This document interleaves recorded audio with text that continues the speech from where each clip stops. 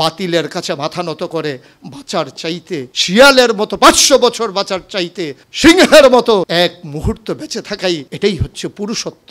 কওমি, সুন্নি, আলিয়া নানান দলে বিভক্ত না থেকে আমরা সবাই মিলে বলি আমরা একই মায়ের সন্তান। আমরা আজকে যে অনুষ্ঠানে একত্রিত হয়েছি এটা সিরত সম্মেলন। নবীজির জীবনের দুইটি দিক, একটি হচ্ছে সুরত আর একটি হচ্ছে সিরত। সিরত অনুকরণীয় আর সুরত প্রশংসনীয়। এ সুরত ধারণ করার ক্ষমতা কোনো মানুষের নেই। শামাইলে তিরমিজির হাদিসগুলো যখন পড়তাম, হৃদয়ের আয়নায় একটা মূর্তি দাঁড় করিয়ে নিতাম, একটা অবয়ব দাঁড় করিয়ে নিতাম, একটা আকৃতি মনে মনে কল্পনায় ভাসিয়ে নিতাম। চাইতাম আমিও যদি এমন হতে পারতাম, কিন্তু যা হবার নয়। তিনি ছিলেন মধ্যম আকৃতির সুঠাম দেহের অধিকারী একটি মানুষ। তার চুলগুলো ছিল ঘাড় পর্যন্ত প্রলম্বিত, হালকা হালকা কোঁকড়ানো। তিনি যখন চুলের ভিতরে তৈল দিয়ে আছড়াতেন মনে হতো মৃদুমন্দ ঢেউ দেখা যায়। তার কপাল ছিল চওড়া, ভ্রুগুলো ছিল জোড়া ভ্রু, ধনুকের মতো বাঁকা। চোখের পাতাগুলো ছিল ফুটন্ত গোলাপের গোলাপি রঙের এক একটি পাপড়ির মতো। তিনি কখনো বা যখন চোখের পলক ফেলতেন মনে হতো মৃদুমন্দ বাতাসে গোলাপ পাপড়ি যেন দোল খাচ্ছে। তার চোখের সাদা অংশ ছিল রক্তিমাভ সাদা, কালো অংশ ছিল কৃষ্ণ কালো। তার নাকটা ছিল খাড়া, নাকের ছিদ্রগুলো ছিল ছোট ছোট। নাকের নিচে ছিল সরু চিকন গোঁফ, গোঁফের নিচেই সেই গোলাপি রঙের ঠোঁট। তার ঠোঁটগুলো যখনও কখনো বা মুচকে হাসত, গোটা পৃথিবীর মানুষ অবাক বিস্ময়ে দেখত গোটা পৃথিবীতে যেন বিজলি চমকিয়েছে। তিনি কখনো বা যখন এই রাস্তা দিয়ে হেঁটে যেতেন, 1 মাস পরেও কখনো যখন সাহাবা হাঁটতেন তার গায়ের জান্নাতি গন্ধ তারা পেতেন। মায়েরা উম্মাহাতুল মুমিনিন যারা, তারা নবীর যখন কখনো এই ঘামে ভেজা শরীর নিয়ে ঘরে ঢুকতেন, কপালের ভিতরে মুক্তোর দানার মতো ঘামগুলো যখন জমে থাকতো, মায়েরা ছোট্ট শিশি খুঁজে সেই ঘামগুলো শিশিতে ভরে জমা রেখে দিতেন, কখনো বা ঈদে কোনো অনুষ্ঠানে যেন আতর হিসেবে ব্যবহার করতে পারেন। এ সুরত ধারণ করা কোনো মানুষের সাধ্যর বাইরে। কখনোই কোনো মানুষ এ সুরত ধারণ করতে পারবে না চেষ্টা করলেই। কিন্তু তার সিরত যেটা অনুকরণীয়, অনুপম আদর্শ। তিনি এসেছিলেন এই জন্যে, ওয়ামা আরসালনাকা ইল্লা রাহমাতাল্লিল আলামিন। তিনি ছিলেন রহমত গোটা ধরনীর জন্যে। যেমন করে আল্লাহ বলেছেন, ফাবিমা রাহমাতিম মিনাল্লাহি লিনতা লাহুম ওয়ালাউ কুনতা ফাজ্জান গালিজাল কলব লানফাদ্দু মিন হাওলিক ফাআফু আনহুম ওয়াস্তাগফির লাহুম ওয়াশাবিরহুম ফিল আমর ফাইজা আযামতা ফাতাওয়াক্কাল আলাল্লাহ ইন্নাল্লাহা ইউহিব্বুল মুতাওয়াক্কিলিন। তিনি এসেছিলেন তেমন করে। কেন তাকে পাঠানো হয়েছিল? আল্লাহ নিজেই বলেছেন, লাকাদ কানা লাকুম ফি রাসূলিল্লাহি উসওয়াতুন হাসানা।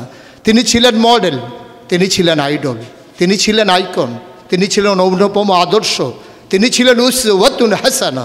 তিনি গোটা মানব জাতির জন্যে সকাল থেকে সন্ধ্যা, রান্নাঘর থেকে সংসদ ভবন, তার জীবনের ব্যক্তি জীবন, পারিবারিক জীবন, সমাজ জীবন, রাষ্ট্রীয় জীবন, অর্থনৈতিক জীবন, ইন্টারন্যাশনাল রিলেশন, সকল ক্ষেত্রে তিনি ছিলেন আদর্শ, তিনি ছিলেন মডেল, তিনি ছিলেন আইকন। একবিংশ শতাব্দীর সূচনা লগ্নে দাঁড়িয়ে গোটা পৃথিবী যখন ঝঞ্ঝা বিক্ষুব্ধ, গোটা পৃথিবীর মানবতা যখন আজকে ভুলণ্ঠিত, আজকে শুধু মুসলিম নয়, গোটা মানুষ যখন আজকে অপর মানুষের ভোটের নিচে পৃষ্ঠ হচ্ছে তার জীবন, মানুষগুলো যখন আজকে রক্তে রঞ্জিত হচ্ছে তার গোটা দেহ, সেই ফিলিস্তিনের দুধু মরুভূমি আজকে যখন আমার কিশোর ভাইয়ের রক্তে রঞ্জিত, সেই ঝিলাম নদীর পানি আজকে যখন স্বচ্ছ স্ফটিকের মতো আর নেই, কাশ্মীরের ভাইয়ের রক্তে যখন রঞ্জিত, পার্শ্ববর্তী আরাকানের মুসলমানেরা আজকে উখিয়ার সেই টেকনাফের তাঁবুর নিচে তারা যখন মানবেতর জীবনযাপন করছে, আজকে বারবার মনে পড়ে সেই নবীজির কথা। তিনি যদি আজকে আসতেন কোনো একটা ভূখণ্ডে, আমরা যদি দৌড়ে দৌড়ে তার কাছে যেতে পারতাম, গোটা মানবতা যদি বলতে পারতাম মুক্তি চাই, স্বাধীনতা চাই, ভোটের নিচ থেকে জীবন চাই, তিনি হয়তো আঁকড়ে ধরে বলতেন এখানেই শান্তি, চলে এসো উদখুলু ফিস-সিলমি কাফা, তাহলেই তোমাদের জন্য প্রশান্তি, তাহলেই তোমাদের জন্য মৃত্যুর, স্বাভাবিক মৃত্যুর গ্যারান্টি। কখনোই আর ঝঞ্ঝা বিক্ষুব্ধ পৃথিবীতে তোমাদেরকে বুক পেতে দিতে হবে না বুলেটের সামনে। যদি এমন হতো, আমাদের কথাগুলো হতো কোরআনের কথার মতো, ওয়ামান আহসানু কাওলাম মিম্মান দাআ ইলাল্লাহ ওয়া আমিলা সালিহান ওয়া ক্বালা ইন্নানী মিনাল মুসলিমিন। আমাদের তাগিদ জুতে হতো এমন, উদখুলু ফিস-সিলমি কাফা, ইসলামে পরিপূর্ণভাবে চলে আসো। আমরা যদি সে কথা থেকে দূরে সরে আসতে পারতাম, আফাতুমিনুনা বিবাযিল কিতাব ওয়া তাকফুরুনা বিবায, কতই না সুন্দর হতো। ভালোবাসা যদি হতো এমন যে নবীকে যেমন করে আল্লাহ তাবারক ওয়া তাআলা ভালোবাসার আধার বানিয়েছিলেন, ইবাদতে যদি আমরা হতে পারতাম এমন, আনতা আবুদাল্লাহা কাআন্নাকা তারাহু ফাইন লাম তাকুন তারাহু ফাইন্নাহু ইয়ারাক। আমরা যদি সফলতা এমন হতে পারতাম, কাদ আফলাহাল মুমিনুন আল্লাযীনা হুম ফি সালাতিহিম খাশিউন। আমরা যদি দীপ্ত শপথ গ্রহণ করতে পারতাম, ইন্না সালাতি ওয়া নুসুকি ওয়া মাহইয়ায়া ওয়া মামাতি লিল্লাহি রাব্বিল আলামিন। আমরা যদি নিজেদের কুরবানির নজরানা এভাবে পেশ করতে পারতাম, ইন্নাল্লাহা ইশতারা মিনাল মুমিনিনা আনফুসাহুম ওয়া আমওয়ালাহুম বিআন্না লাহুমুল জান্নাহ। সেই দীপ্ত শপথ জীবনে ধারণ করে আমরা যদি উমর বিন আব্দুল আজিজের মতো ক্ষমতা যখন তার মসনদে তাকে বসানো হলো, তিনি আস্তে করে ঘরে ঢুকলেন, তার বিবির সামনে গিয়ে বললেন, উত্তরাধিকার সূত্রে যে অলঙ্কারগুলো পেয়েছো রেখেছো কোথায়? অলঙ্কারগুলো কাঠের বাক্সে ভরে যখন তার সামনে এনে দেওয়া হলো, বলছিল এর ভিতরে আমি রক্তের গন্ধ পাই, এর ভিতরে আমি বাতিলের গন্ধ পাই। সুতরাং এই অলঙ্কার তোমার না, এই অলঙ্কার আমাদের জন্য গোলার কাটা, জাহান্নামের শাস্তির কারণ। তিনি সবগুলো অলঙ্কার রাষ্ট্রীয় কোষাগারে জমা দিয়ে চোখের পানি ফেলে দিয়ে বলেছিলেন, পূর্বপুরুষের দায় পরিশোধ করলাম, পূর্বপুরুষের দায় পরিশোধ করলাম। তিনি সেদিন বলেছিলেন, সবার ঘরে যেমন রান্না হবে আমার ঘরেও তেমন রান্না হবে। প্রিয় দ্বীনি ভাইয়েরা, প্রিয় আলেম ভাইয়েরা, আমি যদি এভাবে বলি, আজকে ১৫০০ বছর পরে আজকে আমাদেরকে স্বীকৃতি দিতে হবে কবি ফররুখের মতো। তিনি বলেছিলেন, কোরআনের নূর বুকে পুড়ে নিয়ে দাঁড়ালে যখন মরুর পথে, মহাবেদনায় দেখলে মানুষ ভাসছে পাপের কলুষ স্রোতে। সে কি অনাচার, সে কি বেবিচার, বিভৎস ক্রূর আখি বিলীন, ভয়াল ঘৃণায় নাক্কার শতাব্দী পথে রাত্রি দিন।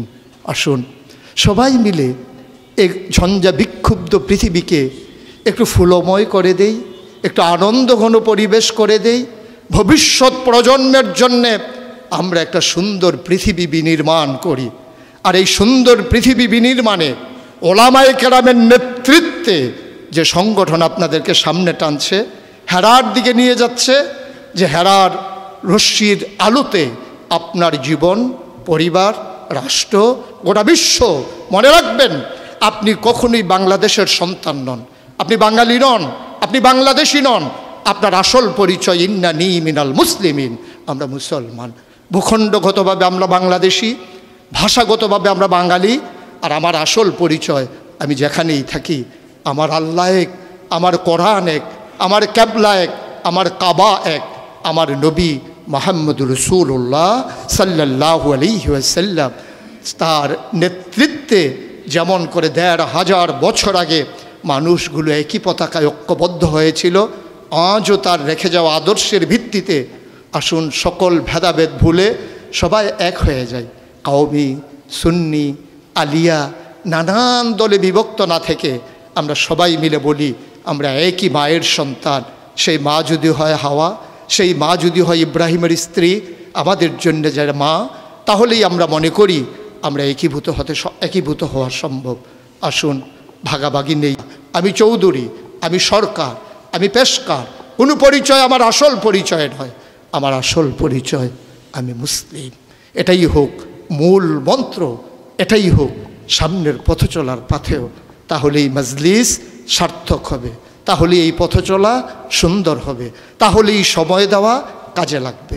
আশা করি সে অনুভূতি নিয়ে আমরা এগিয়ে আসছি। আমরা নিজেদেরকে বিলিয়ে দিতে চাই জাতির বিনির্মাণে। আমরা নিজেদেরকে উৎসর্গ করতে চাই সুন্দর পৃথিবী নির্মাণে, তাহলেই সার্থকতা, তাহলেই সুন্দর। আমরা তো নিকৃষ্ট কোনো জীব নই, আমরা আশরাফুল মাখলুকাত, মানুষ। মানুষ হিসেবে বেঁচে থাকতে চাই, শির উঁচু করে, কখনোই অবদমিত হয় নয়, বাতিলের কাছে মাথা নত করে বাঁচার চাইতে, যেমন করে বলেছিলেন, শিয়ালের মতো 500 বছর বাঁচার চাইতে সিংহের মতো এক মুহূর্ত বেঁচে থাকাই, এটাই হচ্ছে পুরুষত্ব, এটাই হচ্ছে বীর মুজাহিদের পরিচয়। আসুন আমরা বীর মুজাহিদ হয়ে দুনিয়া থেকে বিদায় নিয়ে নেই। আল্লাহ তাবারক ওয়া তাআলা সবাইকে কবুল করুক।